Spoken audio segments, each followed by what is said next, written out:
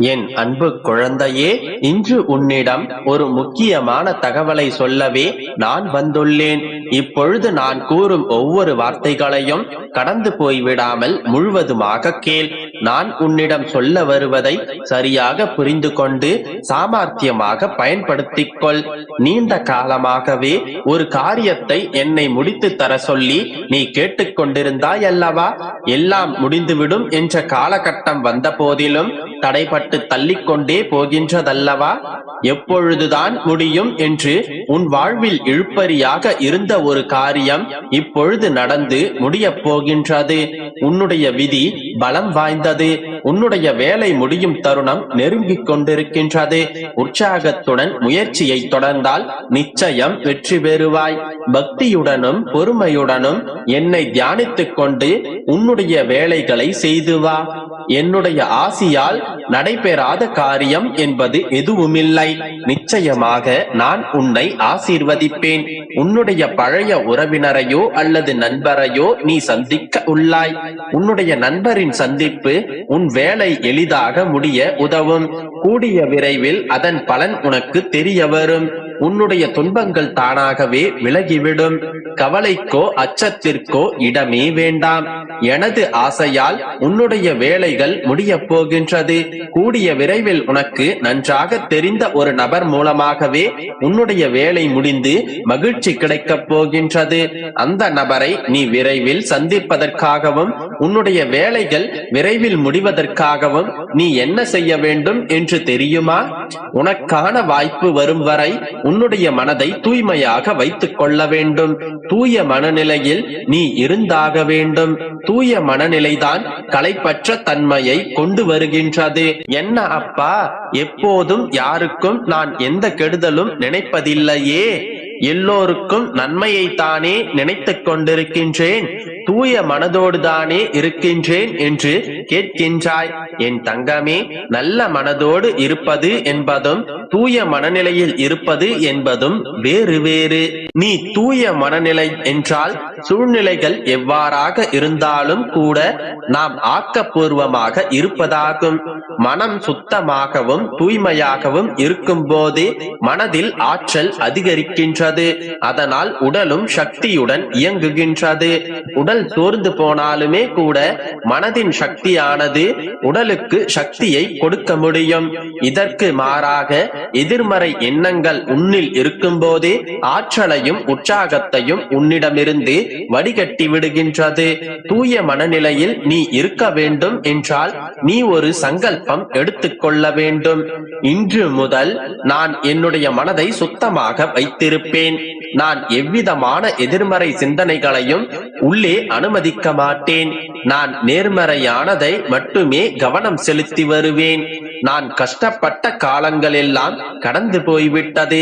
இனிமேல் எனக்கு ஒவ்வொரு நாளும் சந்தோஷமும் மகிழ்ச்சியும் தான் இருக்கும். நான் எண்ணிய என்னுடைய லட்சியத்தை நான் அடைந்தே தீர்வேன். எத்தனை தடைகள் தடங்கல்கள் வந்தாலும் நான் எதிர்த்து போராடி நான் நினைத்ததை அடைந்தே தீர்வேன். இவ்வாறாக ஆத்மார்த்தமாக உனக்கு நல்லது நடக்கும் என்று நீ நம்பத் தொடங்கியவுடன் ஒரு நபரை சந்திப்பாய். நீயே எதிர்பாராத சந்தர்ப்பத்தில் இந்த சந்திப்பு நிகழும். நீ எதிர்பார்த்த வேலை கூடிய விரைவில் முடியும். நீ காத்திருந்த மகிழ்ச்சி உனக்கு கிடைக்கும்.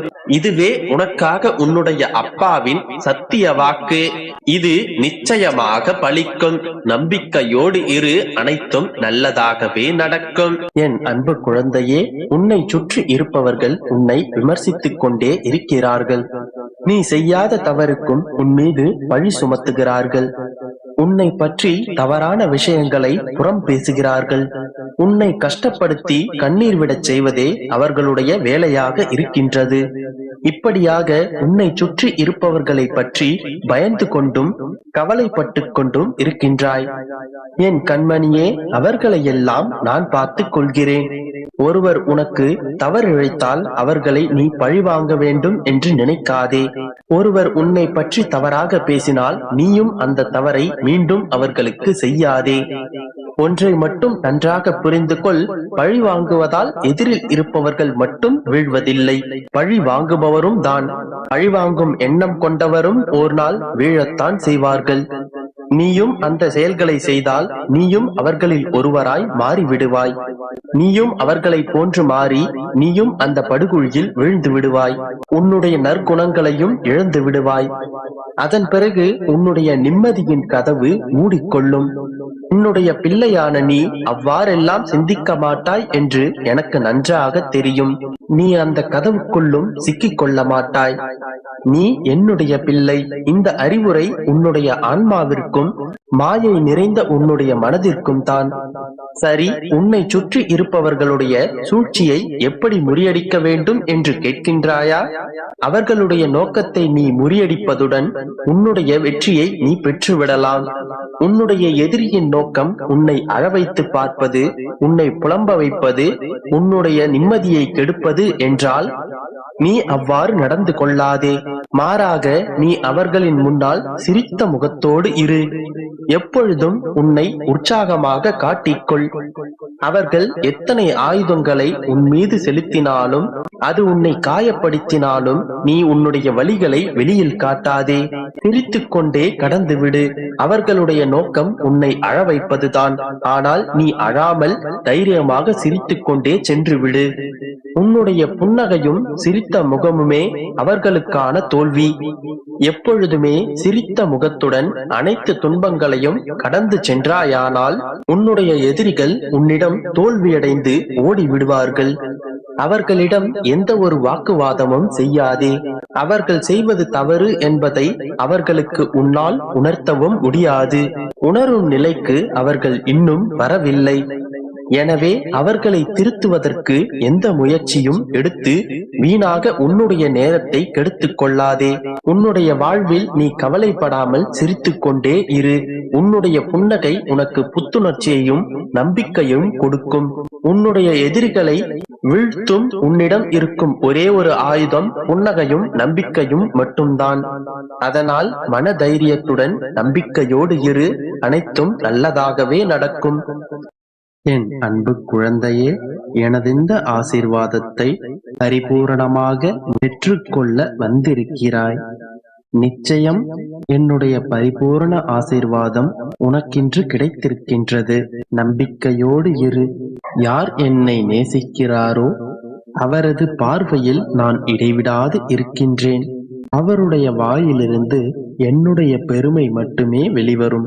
அவருடைய நாக்கு என்னுடைய நாமத்தையே உச்சரிக்கும். எனக்கு பெரிய அளவிலான பூஜைகள் தேவையில்லை.